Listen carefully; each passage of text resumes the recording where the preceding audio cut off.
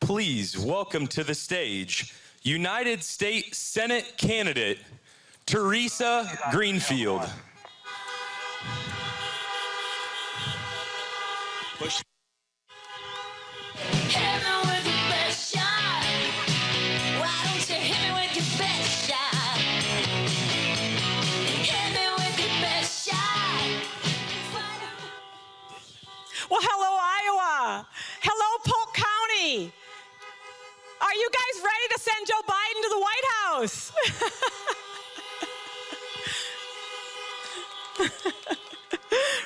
Well, I want to thank all the volunteers that are here today. I want to thank all the volunteers across this state, Democrats who are working so hard to elect candidates up and down the ticket here. We've just got 4 days until this election, and I am so fired up because this is a race we can win.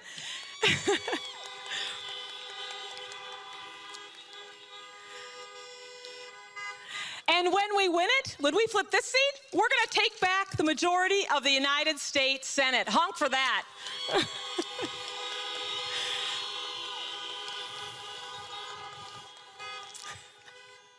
You know, for those of you who I haven't met, I'm Teresa Greenfield. I'm a businesswoman. I'm a mother of 4. I'm a military mom. I'm a scrappy farm kid, and I know the price of corn.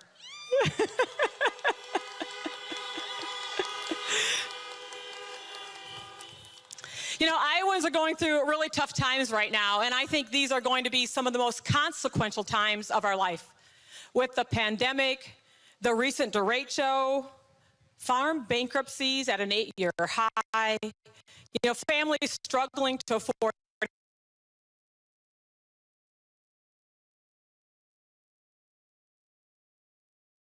tough times. I've been through a whole lot of struggles myself. You know, I grew up during the farm crisis when interest rates were 21%. Bankruptcy auctions were going on every single week, and farm families were ruined. I had to scrap through a lot of part-time jobs to put myself through college. I worked hard.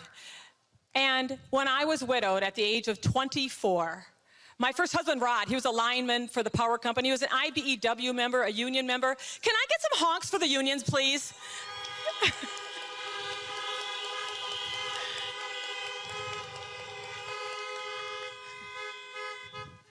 Well, when Rod died in a workplace accident, that left me a single mom with a 13-month-old and another one on the way.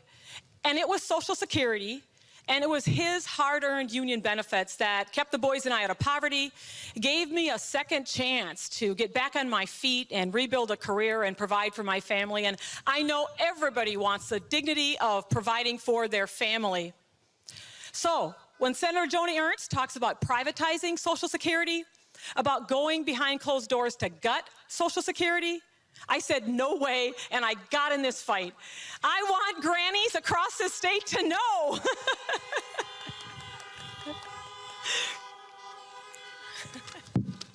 I want grannies across the state to know I'm going to fight to sustain Social Security for generations to come, and that is something to honk about.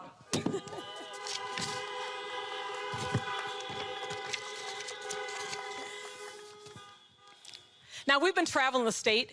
We've done over 350 campaign events around the state. And while people are talking about health care and they're talking about the farm economy, more than anything, they want the divisiveness to end. They want the bickering and the name-calling to come to an end. You know, in 2014, Senator Joni Ernst, she told us she'd be independent, she'd be different, and she'd make them squeal. Do you guys remember that? Honk if you remember squealing.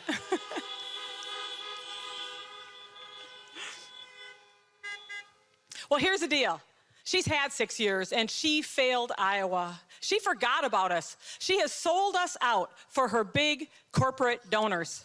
Folks, she's taken over $200,000 from Big Pharma, and refuses to require Medicare to negotiate for those prescription drug costs. She's taken over $500,000 from big oil, selling out our farmers, putting one of their guys to head the EPA, who gutted our ethanol industry. Frankly, I think all that money has kind of got Senator Ernst mixed up. She's been fighting to keep corn prices low and drug prices high. I'm going to do the exact opposite as your next senator.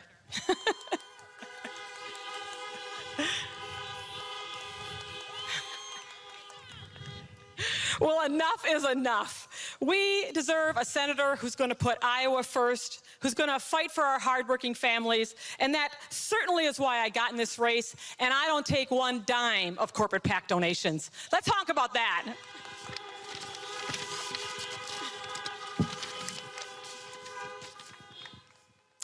Now, growing up on the Greenfield farm, there's a little farm outside of a town of 500, my dad always said, there's no boy jobs and there's no girl jobs. There's just jobs that need to get done, and Washington is no different. I'll work with anyone to get those jobs done. We have got to expand health care for all of us, lower prescription drug prices, protect our rural hospitals. We've got to get through this pandemic and rebuild our economy. Our farmers need a fair shot, and everywhere I turn, Medicaid, Social Security. I'll work with anyone, Republicans or Democrats, to get those jobs done.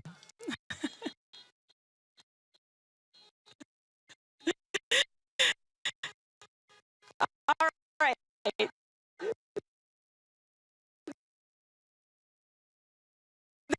There's no doubt this race is going to be tough. It's going to be a Donnybrook all the way to the finish line. But I'm going to continue to take my grit and my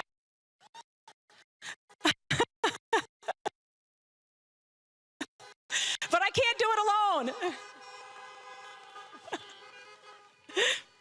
I can't win it alone. And so I need all of you to go to greenfieldforiowa.com and do 3 things. Sign up to Text and Phone Bank Lend a Hand. Talk to everybody you know has a plan to vote, because your vote is your voice. You want to make it count. All right. Thanks for coming out today. Thank you for helping to flip this seat.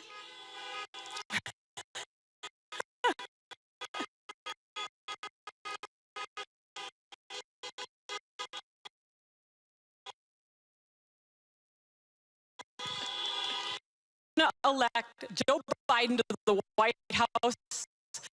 We're going to win races up and down the ticket. We're going to re-elect Cindy and Abby. We're going to get Rita and JD across the finish line. We're going to take back the State House and the State Senate. So please, please work hard. And here's my promise to you. My promise is this: I'll never forget who I am, where I'm from, and who I'm fighting for. Thank you, everybody. Be well.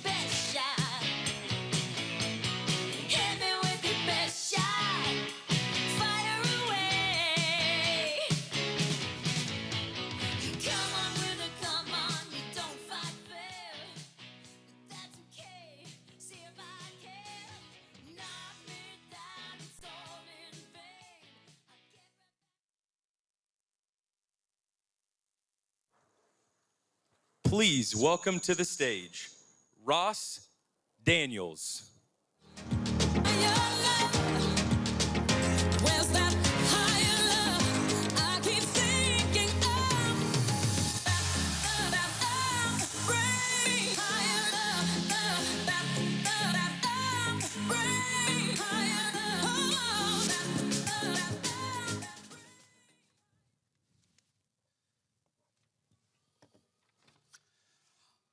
I'm just one small voice, but I'm also a voice for millions who have lost a loved one to COVID.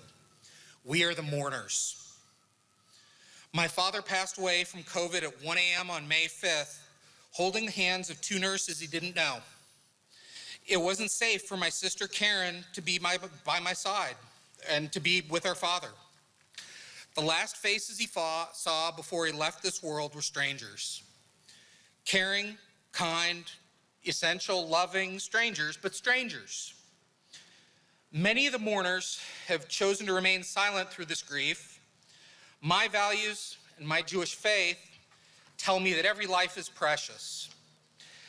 My faith says it's quite literally a desecration of God's name not to do everything in your power to save a life. So I decided I need to use my voice right now. I needed to tell people that COVID-19 is not a hoax. It's not behind us. That we have not turned a corner. That hundreds of thousands of people in America lie sick or having died. To tell people to use the evidence of their eyes, their ears, despite Trump's pleas to reject them. The death of a father at the age of 92 who had a full and vibrant life is not itself a tragedy to me. For me, the tragedy came in not being able to grieve with my sister, who needed to view her own father's funeral on a live stream. Karen, you're with me right now. It came from not being able to grieve with friends, to hug them, to cry on their shoulders. Grief during COVID is indeed a lonely exercise. Joe Biden understands this. Joe Biden is made for this moment in our nation's history.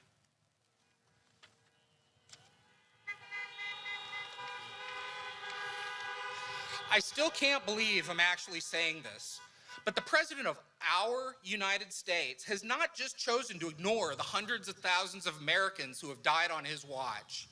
No, Trump's actually decided it's to his political advantage to diminish the value of those lives already lost while jeopardizing millions more through super spreader events and outright lies. My dad and the more than 225,000 lives lost are not, as Trump said, virtually nobody. People loved them. People depended on them. People's lives were brightened and made whole by them. During the first vice presidential debate, it seemed as if the vice president looked at the screen and spoke directly to me, as well as millions of others. You see, my wife and I had just observed Yom Kippur 2 days before, with an empty seat at the head of our table and no family able to travel safely to fill up those seats. Joe understands that. Joe understood that. We all know that Joe has known unimaginable loss in his life. Who better than to steward America through a life of terror, or through a time of terrible loss of life, loss of livelihoods, loss of dreams? Who better than a person of honor and empathy and compassion to help America begin to deal with the sheer magnitude of human suffering Trump's unwillingness to act has brought upon us? Joe Biden is that person who can help us to rebuild that more perfect union. Joe Biden is the person that can help us bend the arc of that moral universe back towards justice and compassion and empathy for our fellow Americans. I'm just one voice, but on November 3rd, I think you're going to hear the voices of millions of others who are still in mourning. You'll hear from them at the ballot box. Our votes will do the talking for us.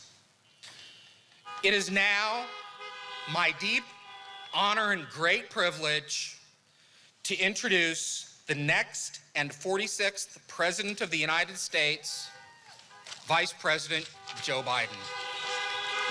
Got to make the world go round. Got to make the world now. We the people, yeah. Got to make the world go round. Got to make the world now. You may have the black blood, or you may have the white blood, but we all are living on blood. So Hello, Polk County. back at the State Fair. God love you all. Thank you for being out here today. Folks, I want to thank Ross. Thanks for the introduction. Ross, my heart goes out to you. It really is like, you know, I know it's hard, but you've been turning loss into purpose, saving lives. People who, in fact, asked me about my circumstances in the past, I said the best way to get through it is the purpose. Find purpose. And you've done that. And Governor Tom and Christy Vilsack, my best buddies, thank you, thank you, thank you for all you've done for me before, now, and God willing, after. Jill and I will always be grateful for your support and your friendship. And folks, Cindy Axne, God love her, and Abby Finkenauer, I tell you what, you guys are the single best congresspersons I've campaigned with. You need leaders like you right now. We need more of you. We need more. We got to elect them both. And by the way, we need Rita in the 2nd District and J.D. in the 4th District. It's time we can change things a little bit here. Right? Time to change it. I tell you what, and how about Teresa? I tell you what, you have no idea how much you're going to make my night when you win. You have no idea. And how you're going to make everybody else's night. You're, as they say back in Scranton, you're the real deal, kid. You're the real deal. And you've never forgotten where you came from. And the thing I'm confident about is even going to Washington, as a U.S. Senator, you're not going to forget where you came from and who you are. Your values are baked in. They're Iowa values. They're American values. You value honor, decency, respect, and dignity. You know they all matter. They matter a lot. That's who we are. And as we saw in the debate, where a farmer's daughter knows a break-even point for the price of corn and crops, you think that'd be fairly basic. That's like my not knowing where the Delaware River was back home. Folks, but there's something else. Teresa and I both lost our first spouses. We've both been single parents to young kids. We both found a way back from broken places. And we know that's why you should elect this woman. Teresa to the United States Senate. She sees, she understands, she believes. When she talks to you, when you talk to her, you know, and I'm not just saying this, you know she understands. She gets it. You know, just like our good friend Tom Harkins was your senator, Teresa will be your senator for Iowa. Not like her opponent, who's Donald Trump's senator for Donald Trump. Folks, only 4 days left. Millions of Americans are already voting. Millions more are going to vote by late Tuesday night. And I believe when you use your power, the power of a vote, we're going to change the course of the country and, quite frankly, the world. Right here in Iowa with all of you. In the final days, please keep your sense of empowerment.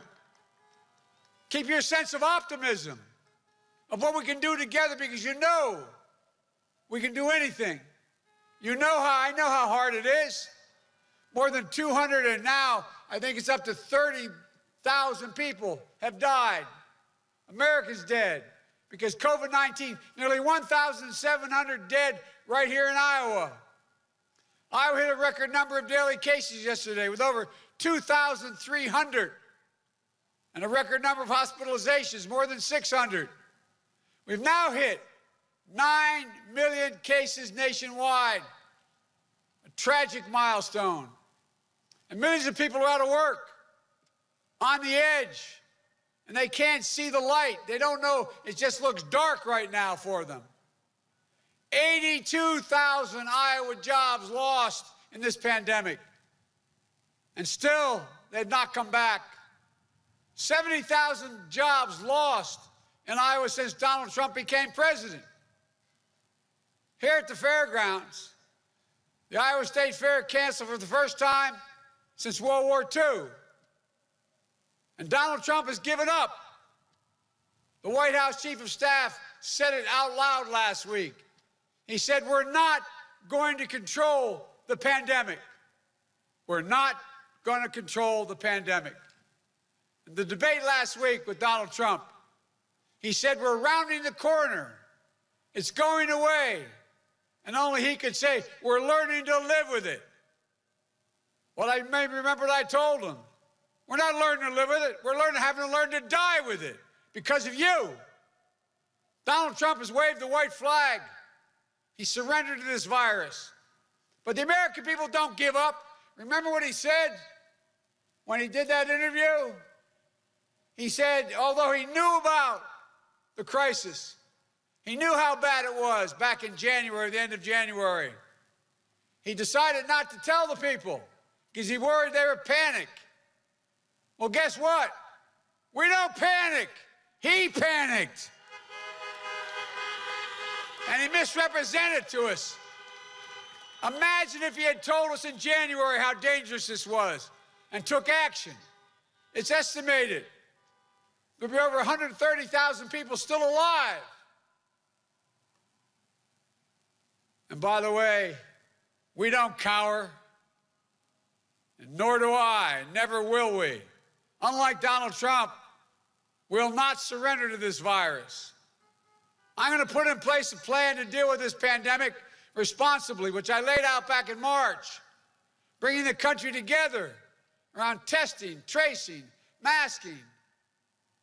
It's estimated by the leading doctors in America that if you just wore those masks for the next, between now and the end of the year, we would save, just putting this mask on, we'd save 100,000 lives. It's expected that 200,000 more lives will pass between now and the end of the year.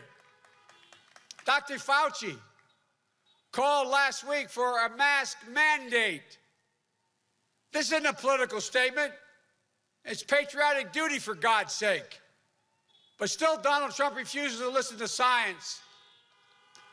He politicizes the race for a vaccine instead of planning for its safe and equitable and free distribution. He refuses to provide schools and small businesses the resources and national standards where they can open safely and stay open. But I'm going to bring together Republicans and Democrats to deliver economic relief to working families and schools and businesses. The Congress has already passed this legislation. It's sitting there.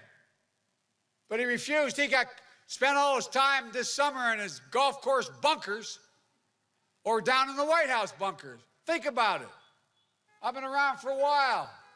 I bet even Senator Grassley would have to acknowledge that I don't ever remember any president in a crisis where there's a disagreement in the House and the Senate between Democrats and Republicans, didn't even try to bring them together to deal with this. The House back in May passed the HEROES Act, which will allow businesses and schools to open safely because it costs money. You need sanitation. You need ventilation. You need masking. You need distancing. You need separators. It all costs money. But instead, 1 in 6 businesses now out of business because he won't act. I've said before, I'm not going to shut down the economy. I'm going to shut down the virus.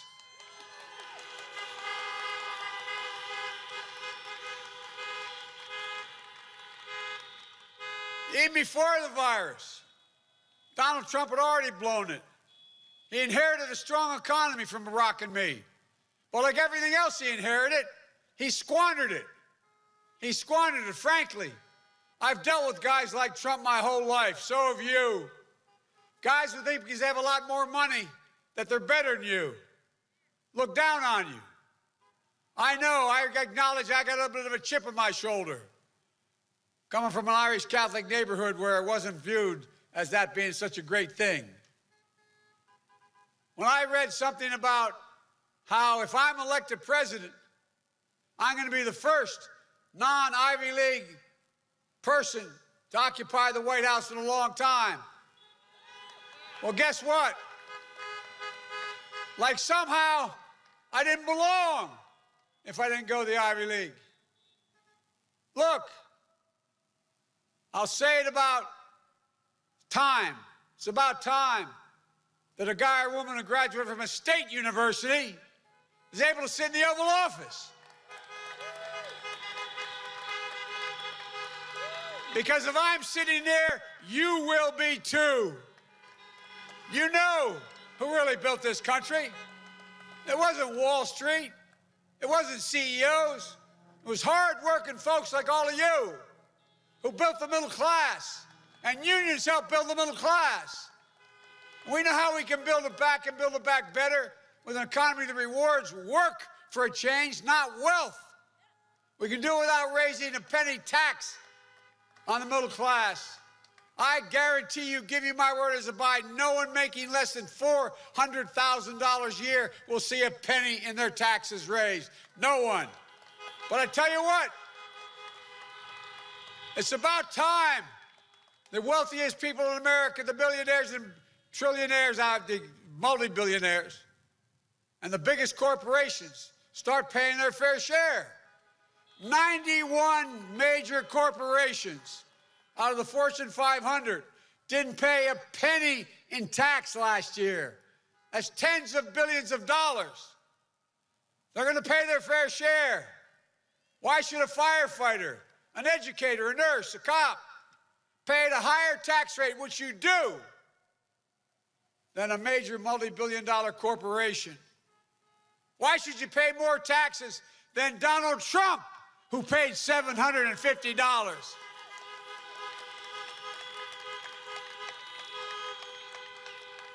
You want to know everything I don't like about Trump? Let me tell you, captured in one answer he gave.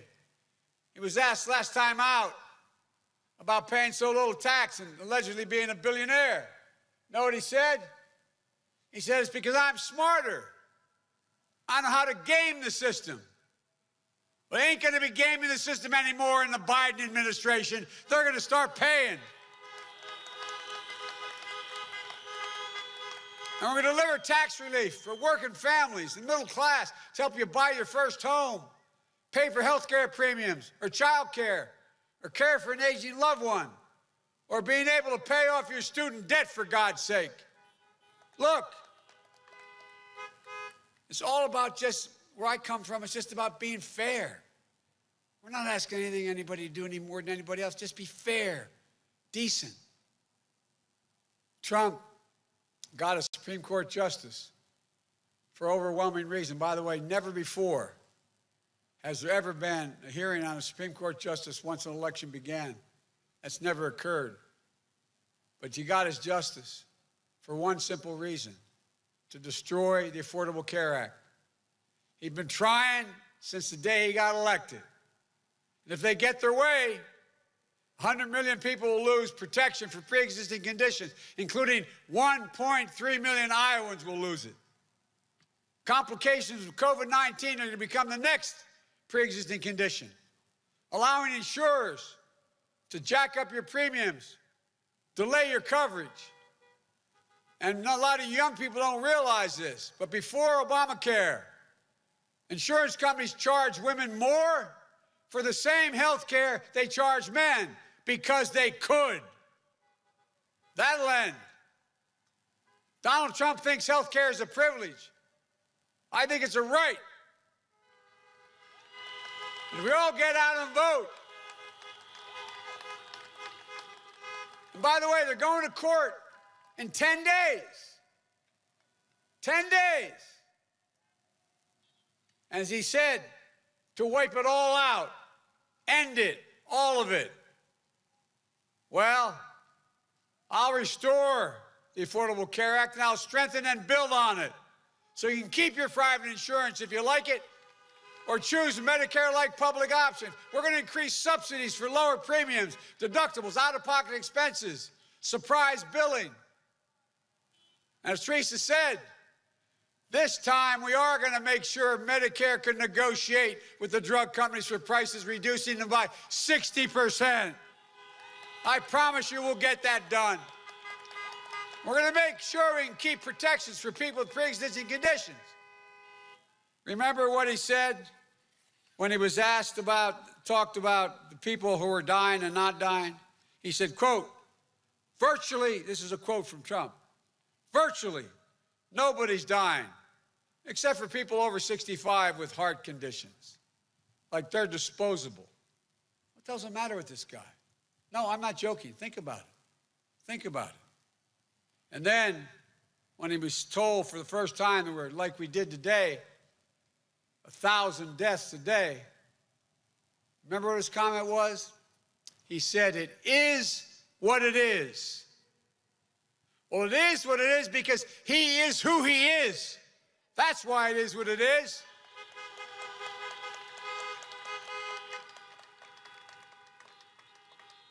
These guys are something else, man.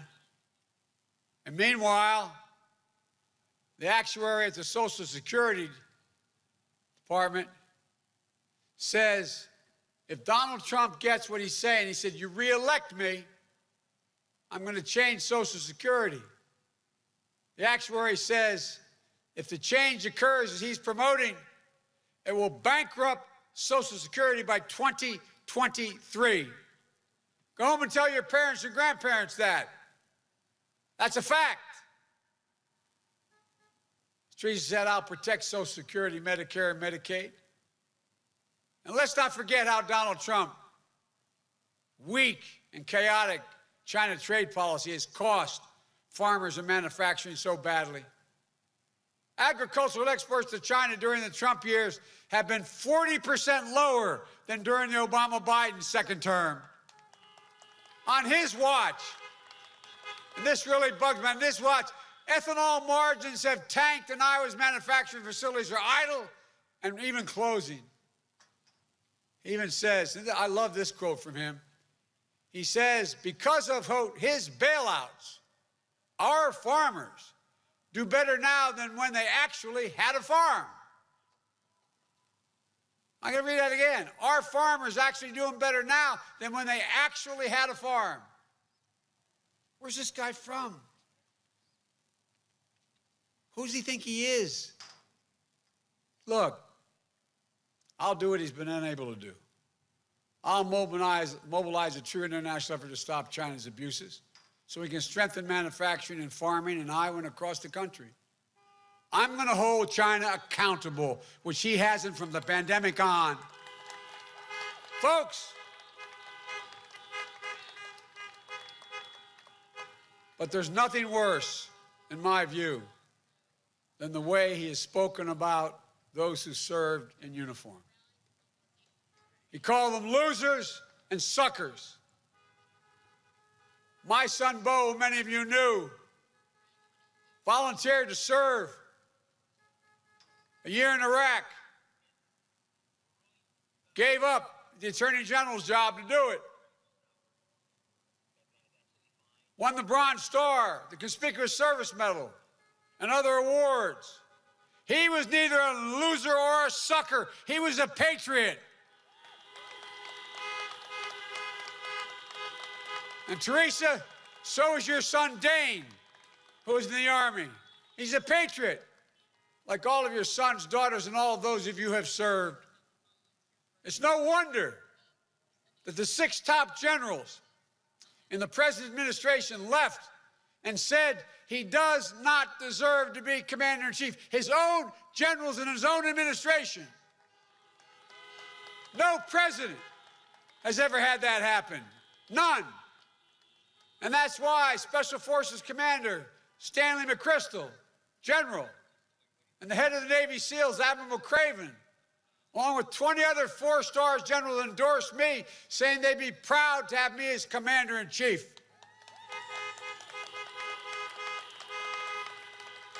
A sitting president. And that's why the Military Times quotes, more troops will vote for Biden and Trump. Folks, it's not about me, it's about him. That's why we have to support our military.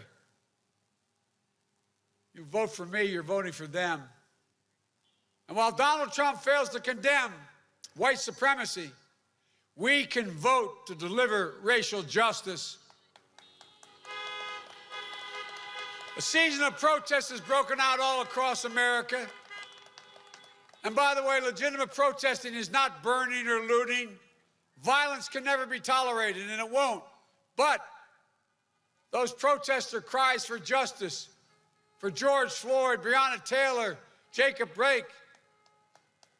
They'll not soon be forgotten, not by me, not by us, or not by this country. Folks, we have to vote to meet the challenge of climate crisis as well. More frequent extreme weather. The West is on fire. We've lost more forests than the total space of Connecticut and Rhode Island combined in the West. The Midwest, I need not tell you, is flooding. You know here in Iowa, with the wrench code, catastrophic floods and droughts that lay waste to lives, livelihoods, and whole communities. And in the South and the East, hurricanes are more severe. Oceans are rising. My state's only 3 feet above sea level. People are already talking about the change we have to make. We don't have a lot of time. Donald Trump, when you say climate change, he thinks hoax. And that stable genius, as he calls himself, continues to say wind power causes cancer. It's the same guy who said, by the way, you think I'm making this up, when he was advised about the increasing hurricanes coming across the Atlantic because of the warm water, he said maybe we should drop a nuclear weapon on them. Holy mackerel.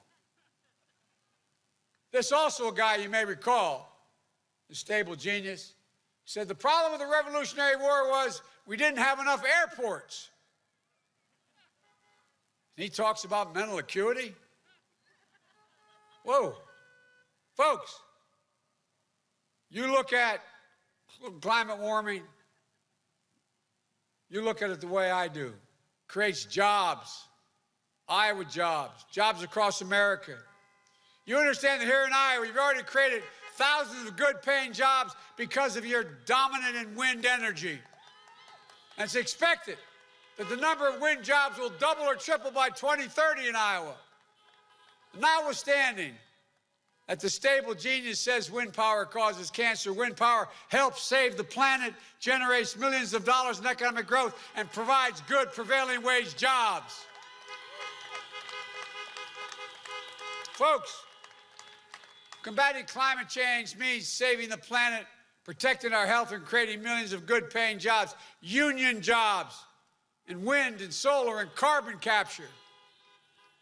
Iowa farmers were the first in the world to be in a position where they reach net zero emissions, because we're going to make sure there's a whole lot more land set aside and you get paid for it.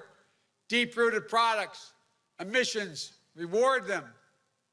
Folks, we can do this. There's nothing beyond our capacity. So honk if you want America to lead again. Honk if you want America to trust each other again. Honk if you want America to be united again. Folks, we cannot afford 4 more years of Donald Trump. In 2008 and 2012, you placed your trust in Barack Obama and me, and we worked for you, for the entire country. Well, I'll do it again in 2020. My campaign is a broad coalition, welcomes Democrats, Republicans, and independents. I'm running as a proud Democrat, but I will govern as an American president. I'll work as hard for those who don't support me as those who do. In my administration, there'll be no red states or blue states, just the United States of America. Folks, I mean this from the bottom of my heart. That's the job of a president. A duty to care for everyone, to heal. And you too have a sacred duty, a duty to vote. It matters. Iowa matters. So in these final days, stay empowered, stay united, stay optimistic. Make a plan to vote. Vote early. Vote on Election Day. Help get out the vote. Go to iwillvote.com/IA. Folks, this president has done everything to try to discourage us, to try to convince us that it doesn't matter. All about illegal voting, all the stuff he's putting up. But guess what? He will not be able to stop us at all. Despite Trump's efforts, a recent press article 2 days ago said, never before, quote, in modern presidential politics has a candidate been so reliant on wide-scale efforts to repress the vote as Trump, end of quote. We will not be silenced. 85 million people have already voted so far. We've had enough. Folks, look, I'll never forget, as a kid, the words of President Kennedy about going to the moon. He used the phrase, he said, we're doing it because, quote, we refuse to postpone. Well, I refuse to postpone the incredible opportunities available to the American people. There's nothing beyond our capacity. There is no limit to our future. The only thing that can't tear America, look, I'll talk about how we're in trouble. Well, nothing can tear America apart except America itself. And that's exactly what Donald Trump is doing from the beginning, trying to divide America, pitting Americans against one another based on race, gender, ethnicity, national origin. It's wrong. That's not who we are. Look, folks, everybody knows who Donald Trump is. We got to let them know who we are. We choose hope over fear. We choose unity over division, science over fiction. And yes, we choose truth over lies. So, folks, it's time for us to stand up, take back our democracy. We can do this. We're so much better than we've been. We can be who we are at our best, the United States of America. There is literally not a thing we've ever been unable to do. Nothing. The only country in the world that's ever come out of every crisis stronger than it went in is the United States of America. And with your help, I promise you, that's what we'll do again. God bless you all, and may God protect our troops. Thank you, thank you, thank you.